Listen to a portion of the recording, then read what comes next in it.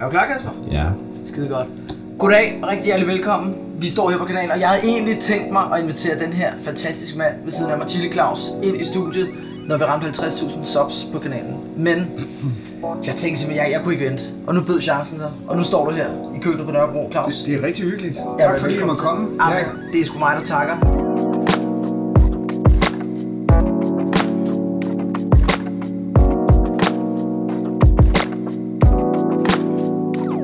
Og det er jo lidt specielt i dag, fordi normalt er det jo mig, der har forberedt et eller andet, vi skal lave sammen. Ja.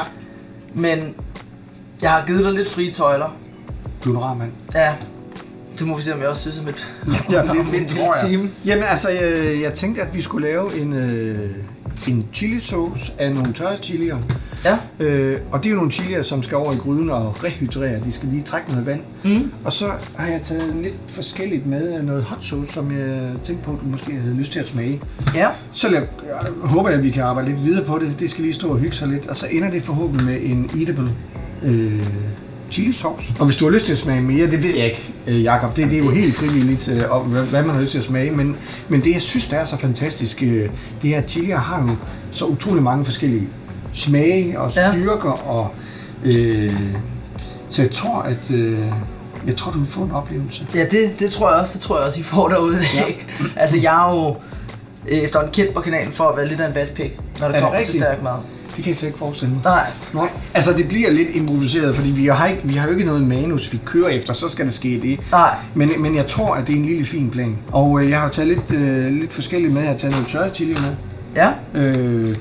Som man kan finde alle steder. Og det er nogle, der hedder Cojillo. Det er jo sådan tørrede chilier.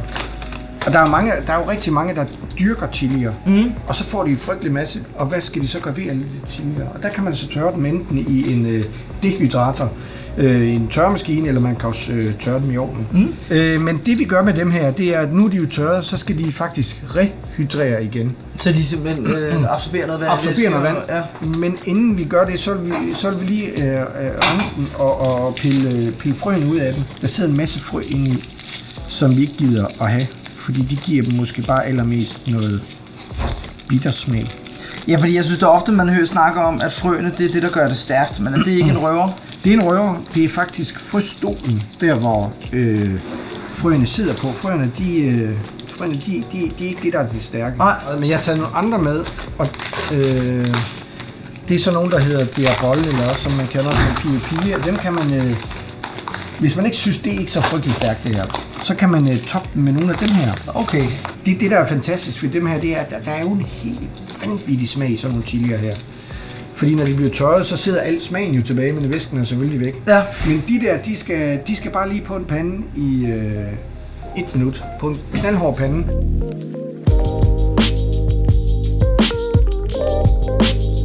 Og Claus, jeg var jo nede, fordi jeg tænkte, nu skulle jeg lige spille lidt smart. Ja. Så jeg har jo taget sådan 2 peberfrugtlignende habanero. Ja. Det er typisk det, man kalder hollander chili. Det vil sige, de er dyrket i den store nogle drivhuse. Nede i Holland. Så man kan aldrig helt vide, hvor stærkt det egentlig er. Men måden man jo kan teste det på, det er lige at tage spidsen. Jeg synes som rødpeber. Er vi enige om det? Det gør sådan her bare. Det er faktisk ikke så galt. Vel? Nej.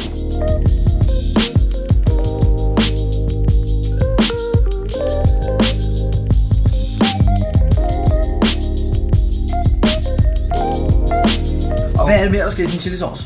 Jamen altså, jeg blancerer noget hvidløg og noget løg. Du har noget rigtig fin løg her. Ja. Og så lidt spidskommen og salt og peber, bum, så er den egentlig færdig. Altså, vi kan jo godt lige smage en enkelt en nu. Bare lige for at komme i gang. Bare lige for at komme i gang. Jeg har taget nogle chips med, men så kan man lige hælde lidt på den, og så kan du lige prøve at smage. Det her, det er altså bare knaldhyggeligt. Det er simpelthen knaldhyggeligt. Helt ufarligt. Hold op. Det er jo ikke noget, som rykker hovedet af folk. Nej. Og det her, det er jo sådan det man kalder sådan en typisk Louisiana-style, altså hvor det Jeg kan meget godt lide den der lidt tursød sovsagtige ting der over den. Og det er jo sådan eddike i de her, som, hvor det er dybest set lidt ligesom tabasco. Tabasco er jo bare 3 ting. Det er eddike, tabasco, peber og salt. Bum, færdig. Så kunne jeg prøve at tage en anden her, som jeg selv laver, sammen med en fyr, jeg har fundet op i Norge, som er helt vanvittig. Og det her, det er jo fermenteret chilier. Fermenteret habaneros med passionsfrugt i. Der mener du, at man skal tage sådan helt en? Ja. Altså, hvor voldsom er den? Prøv lige smagen. Den er ikke voldsom. Der står vindstyrke 7 på. Det kan du sagtens. Prøv at lægge mærke til, hvor dejligt den smager. Ja, vi lever kun en gang her. Jamen, ikke den der. Den slår ikke en kul. Hvor meget sådan nu? Ja, den er... Ikke også? Som man kan bruge til hvad som helst. Altså, det kan være på et æg, det kan være på fisk, på østers, på... Teske. Ja, på en burger, på en pizza. Altså, sådan en har jeg altid liggende i bilen. Ja, det skal man også. Fordi så har du altid lige puttet den i baglommen. Når man så kommer ind på en eller anden burgerbar et eller andet sted, hvor de kalder noget spicy burger, hvor det så ikke er spicy burger, jamen så har man en i bilen. Bum. Men er vi ikke enige om, at smagen er... Jo, men det er en dejlig smag, det er det, men... Den er... Jeg synes, man kan mærke det godt. Jeg synes, du klarer det rigtig godt. Skal vi prøve en mere, inden vi måske... Nej, vi skal have noget løg på den der fyr. Ja, løg. Claus, hvad finder du til mig derovre nu? Den her, den er også sød. Den er faktisk ikke så stærk.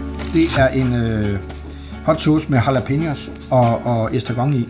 Med estragon? Det er ikke meget før.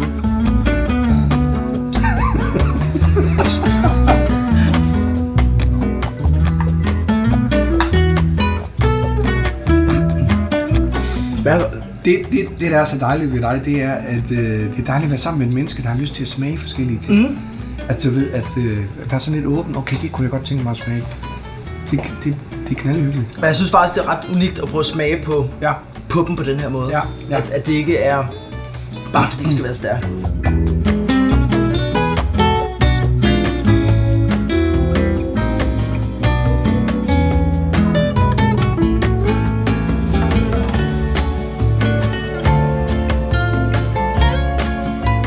Så ser den altså sådan her ud.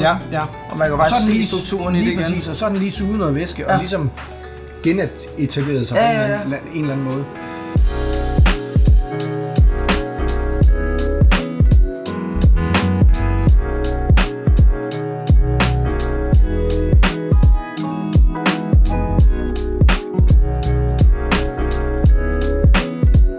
Tørret gohellion, som lige kom i noget vand. Ja. Vi har løg, hvidløg, lille smule spidskommen og 2 forskellige slags af de tørrede chilier. Ja. Og så har man egentlig... Så det er chilivand. Så har man egentlig flying. Så skal man egentlig bare køre den her. Der må komme lidt mere vand i.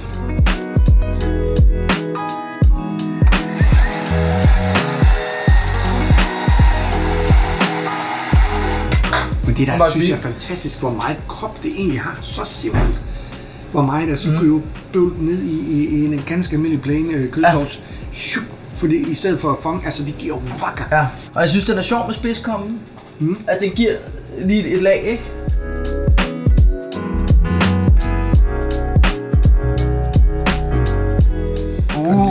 Sådan der. Det ser sgu godt ud. Men jeg forstår godt, når man kigger på det, så ser det sådan lidt, men smagsmæssigt er jeg fuldstændig oppe at køre over det. Altså det der, det er jo... Jamen altså det er jo fordi, det er jo pinkus inden for chili det her, ikke? Måske, altså jeg tænkte, hvis nu der ingen limit er på noget som helst, så hvordan kan du lave den sygeste Carolina Reaper sauce? Og det er Carolina? Det er Carolina, vi har puttet i den her. Så har jeg fået en norsk snedker til at lave det her.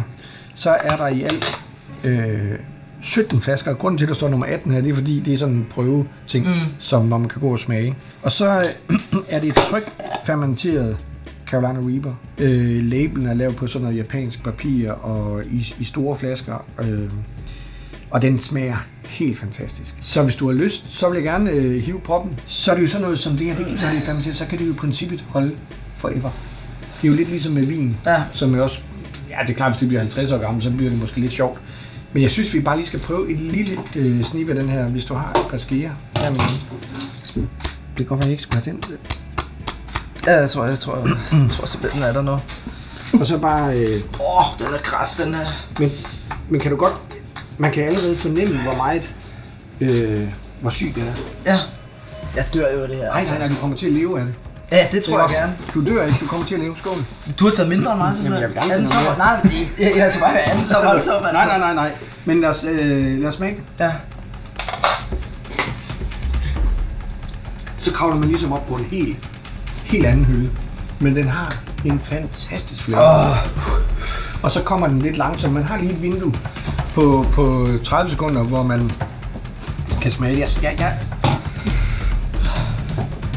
Så sniger den en lille smule. Er det ikke rigtigt? Men smagen, er det ikke rigtigt? Smagen har sådan helt sommerblomst-smag. Jeg kan næsten ikke... Jeg kan så godt lide dig. Du er simpelthen sådan en mand. Jeg har overhovedet ikke hørt efter, hvad du har sagt. Det går ondt at trække vejret. Ja. Synes du ikke, at vi lige skal prøve Apollo? Jeg kan ikke. Jeg tror måske, at Jakob stemmer ud. Men så vil jeg gerne på Jakobs vegne sige tak, fordi I kiggede med. Det var en stor fornøjelse. Vi vender tilbage. Og husk at subscribe på Jakobs fine kanal. Det har været en kæmpe fornøjelse at være her. Claus, ha' det godt, til vi ses. Den er der til dig. Nå, hvor er du sød. Det gik da godt. Det gik da pisse. Ja. Det er godt. Ej, det gør det altså.